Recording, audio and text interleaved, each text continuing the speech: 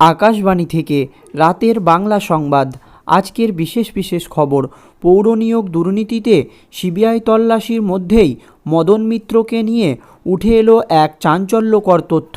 খবর সিবিআই সূত্রের।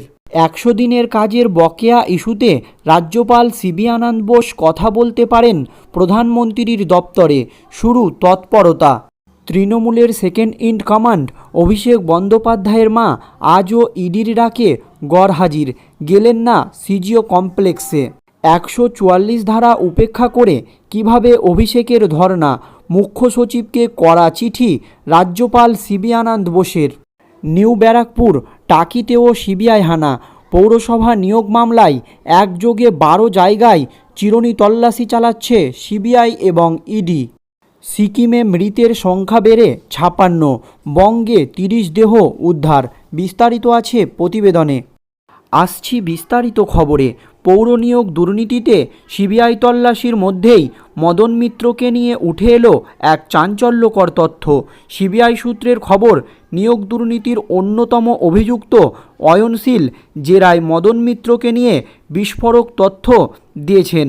সেই তথ্যের ভিত্তিতেই চলছে তল্লাশি। চেতলায় বাড়ির পাশাপাশি মদন মিত্রের দক্ষিণেশ্বরের ফ্ল্যাটেও পৌঁছে গিয়েছে ইনফরমেন্ট ডিরেক্টরে।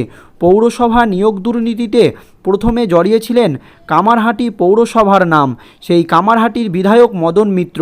কামারহাটি পৌরসভার এক ইঞ্জিনিয়ারের সঙ্গে অয়নশীলের ঘনিষ্ঠতা নিয়ে নানান প্রশ্ন ওঠে। সিবিআইয়ের দাবি, জেরায় অয়নশীল জানিয়েছেন পৌরসভা নিয়োগ দুর্নীতিতে তাকে সহযোগিতা করেছেন মদন মিত্র। কারচুপি করে কর্মী নিয়োগে মদনের প্রত্যক্ষ সহযোগিতা পেয়েছেন তিনি, কিন্তু কিভাবে মদন মিত্র তাকে সহযোগিতা করেছেন তা এখনও প্রকাশ্যে আনেনি কেন্দ্রীয় তদন্তকারী সংস্থা।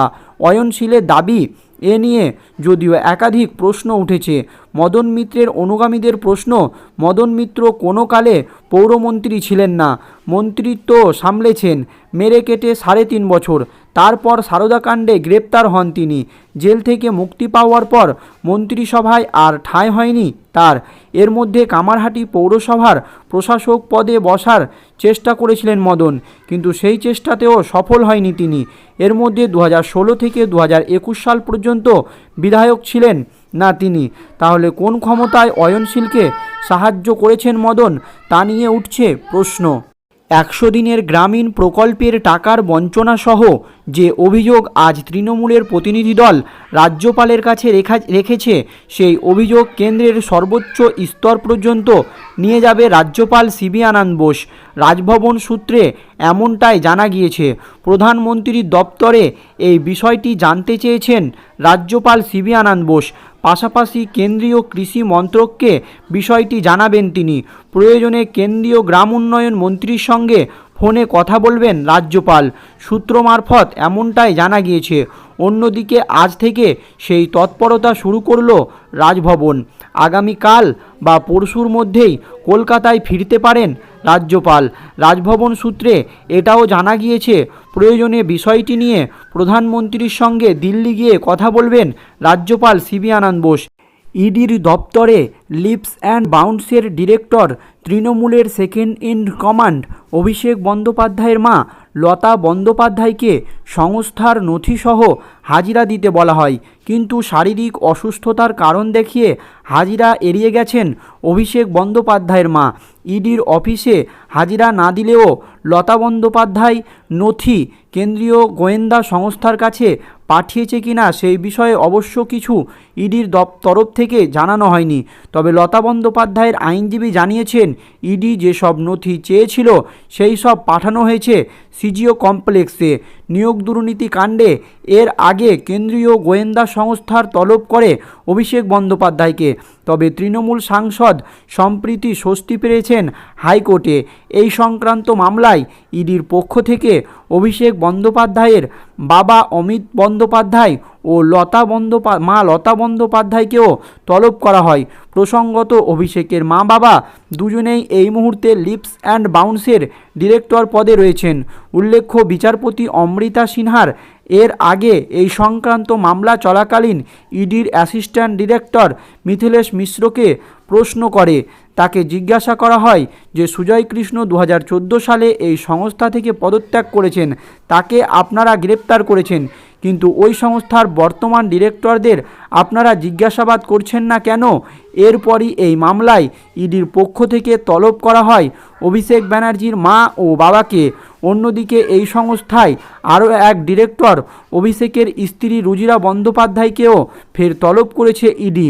লত বন্দ্যোপাধ্যায়ের অনুপস্থিতি প্রসঙ্গে তার আইনজীবী জানিয়েছেন, খুব অসুস্থ তৃণমূল সেকেন্ড ইন কমান্ড অভিষেক বন্দ্যোপাধ্যায়ের মা লতা দেবী।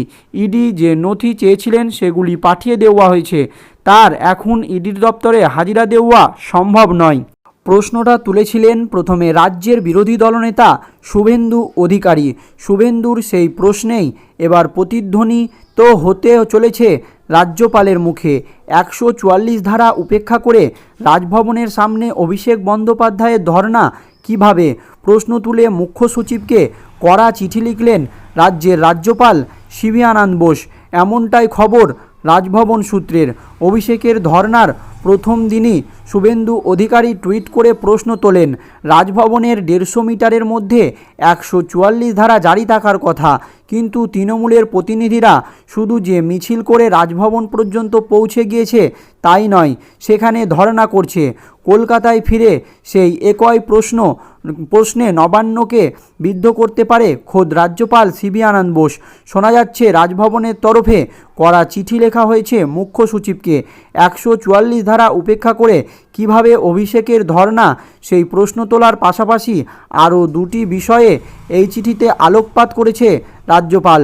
তাৎপর্যপূর্ণভাবে উত্তরবঙ্গ থেকে আজই কলকাতায় ফিরেছেন রাজ্যপাল সিবি আনন্দ বোস। শহরে ফিরে বঞ্চিতদের সঙ্গে দেখা করতে চান তিনি। উত্তরবঙ্গ থেকেই তিনি বলেন, বঞ্চিতদের সঙ্গে কথা বলবো, তাদের থেকে সরাসরি অভিযোগ শুনব, তারপর কেন্দ্র নয় বিষয়টির নিয়ে প্রধানমন্ত্রীর দপ্তরে কথা বলবো। অর্থাৎ রাজ্যের দাবি দাওয়া নিয়ে যে সংবেদনশীল বলেই তিনি নিজেকে বোঝাতে চেয়েছে, অথচ শহরে ফিরেই তিনি তৃণমূলের কর্মসূচি নিয়ে কড়া অবস্থান নেবেন বলে শোনা যাচ্ছে। স্বাভাবিকভাবেই প্রশ্ন উঠেছে, রাজ্যপাল কি তাহলে রাজ্যের বকেয়া ইস্যুতে দ্বিমুখী নিতে চলেছে? পৌর নিয়োগ দুর্নীতি মামলায় রাজ্যে দিকে দিকে তল্লাশি অভিযান চালাচ্ছে সিবিআই। নিউ ব্যারাকপুর পৌরসভার প্রাক্তন পৌরপ্রধান তৃপ্তি মজুমদারের বাড়িতে সিবিআই হানার খবর মিলেছে। স্থানীয় সূত্রের খবর, সকালে তৃপ্তির বাড়িতে যান সিবিআইয়ের আধিকারিকরা। নিয়োগ সংক্রান্ত দুর্নীতি খতিয়ে দেখতেই তারা এসেছেন বলে জানা গিয়েছে। এছাড়াও দমদম পৌরসভার বর্তমান পৌরপ্রধান হরেন্দ্র সিংহের বাড়িতেও চলে যান সিবিআইয়ের আধিকারিকরা। বস্তুত পৌর নিয়োগ দুর্নীতি মামলায় রবিবার সকাল থেকেই জায়গায় জায়গায় তল্লাশি শুরু করেছে সিবিআই। প্রথমে রাজ্যের মন্ত্রী তথা কলকাতার মেয়র ফিরহাদ হাকিমের বাড়িতে সিবিআই আধিকারিকদের যাওয়ার খবর মেলে। তারপর একে একে কামারহাটির বিধায়ক মদন মিত্রের ভবানীপুর এবং দক্ষিণেশ্বরের আবাসস্থলেও সিবিআইয়ের অভিযান চলে। আরও তারপরেও একটু পরেই কলকাতার পাশাপাশি জেলায় জেলায় সিবিআইয়ের হানার খবর পাওয়া যায়। উত্তর 24 পরগনার হলদিয়া এবং কাঁচরাপাড়াতেও যায় সিবিআই। হালিশহর পৌরসভার প্রাক্তন পৌরপ্রধান অংশুমান রায় 2010 থেকে 2011 সাল পর্যন্ত ওই পদে ছিলেন। রবিবার সকালে অংশুমানের বাড়িতে যান সিবিআইয়ের 4 সদস্যের একটি দল। তার বাড়িতে আলমারি ঘেঁটে কাগজপত্র বার করতে থাকেন সিবিআইয়ের আধিকারিকরা। তারপর কাঁচরাপাড়া পৌরসভার প্রাক্তন পৌরপ্রধান সুদমা রায়ের বাড়িতেও সিবিআইয়ের তল্লাশি চলে। ওই পৌরসভাতেও কর্মী নিয়োগ দুর্নীতি অভিযোগ হয়েছে বলে জানিয়েছেন সিবিআইয়ের আধিকারিকরা।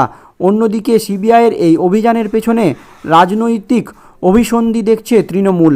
তাদের দাবি, তৃণমূলের সর্বভারতীয় সাধারণ সম্পাদক অভিষেক বন্দ্যোপাধ্যায়ের কর্মসূচিতে চাপে পড়ে গিয়েছে বিজেপি, তাই কেন্দ্রীয় সংস্থাকে ব্যবহার করে হেনস্থার চেষ্টা চলছে। যদিও এই অভিযোগ উড়িয়ে দিয়েছে বিজেপি। সিকিমে হরপাবানে মৃতের সংখ্যা 56। সিকিম সরকারের প্রকাশিত সর্বশেষ তথ্য অনুযায়ী তারা ইতিমধ্যে সিকিমে 26টি মৃতদেহ উদ্ধার করেছে। এছাড়াও পশ্চিমবঙ্গ সরকার তিস্তা নদীর অববাহিকা থেকে 30টিরও বেশি মৃতদেহ উদ্ধার করেছে। তাই সিকিমে বন্যায় এখন মোট মৃতের সংখ্যা দাঁড়িয়েছে 56। পশ্চিমবঙ্গ সরকার জানিয়েছে তারা তিস্তা নদীর অববাহিকা শিলিগুড়ি, জলপাইগুড়ি এবং কোচবিহার থেকে জেলা থেকে মৃতদেহ উদ্ধার করেছে। সিকিম সরকারের মতে তারা মাঙ্গান থেকে 4টি মৃতদেহ এবং গ্যাংটক থেকে 6টি মৃতদেহ এবং পাকিয়ং জেলা থেকে 16টি মৃতদেহ উদ্ধার করেছে। তার মধ্যে 7টি সেনার মৃতদেহ।